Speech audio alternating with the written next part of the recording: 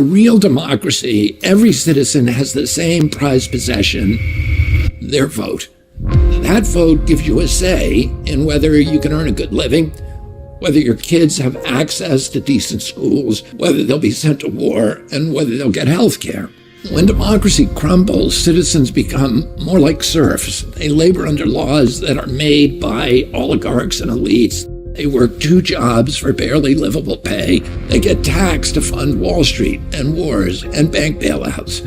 Your vote is your power.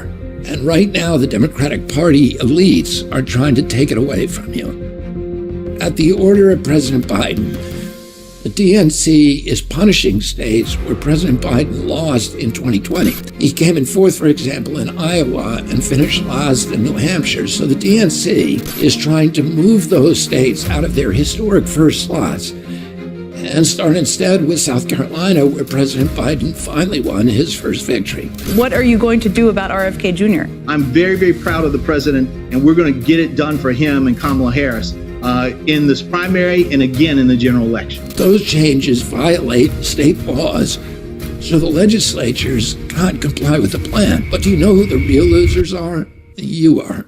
You're going to lose your right to vote in a free and fair election. Based upon the DNC's plan, if you live in the state of New Hampshire or Iowa, your vote just won't count. And Georgia too, by the way. In that state, they want to kick anyone off the ballot if they campaigned in New Hampshire. These crooked measures will disenfranchise millions of citizens. These people will be robbed of their votes just because the elites say so. And it's not only voters in a handful of states that the DNC is trying to silence. It's every voter in every state. So how do they plan to do that? Oh, there's another rule that the committee is drafting behind closed doors, and it's similar to a trick that they used to kick Bernie Sanders out in 2016. They're flooding the convention with party operatives with opaque names like pleos and automatic delegates, whose job is to drown out the popular vote. Once the pleos and automatic delegates arrive at the Chicago convention next summer, the vote tallies all change, and the people's choice can be overturned in an instant. I could win 2/3 of the popular vote and still be denied the nomination. That's not democracy. That's theater. When I was growing up, this country was the democratic light of the world. We were the exemplar. We were the template for all the other nations on earth. This is what democracy looked like. We did it better than anybody.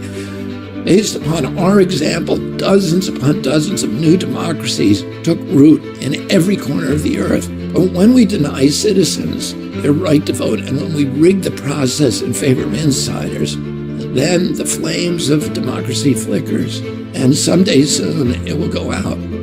The good news is these rules don't take effect until the DNC votes on them on September 14th. So let's use our power while we still have it. It's time to demand a fair primary process where every vote counts equally, and the candidate who gets the most votes wins the nomination. That's the democracy we learned about in school. That's the democracy that people around the world yearn for. That's the democracy that we now have to fight to protect. Whomever you plan to vote for next year, now is the time to tell the DNC that you want democracy back in the Democratic Party. Add your name to the Demand a Fair Vote petition below, and please use your voice while you still can. I'm Robert F. Kennedy Jr., and I appreciate your help.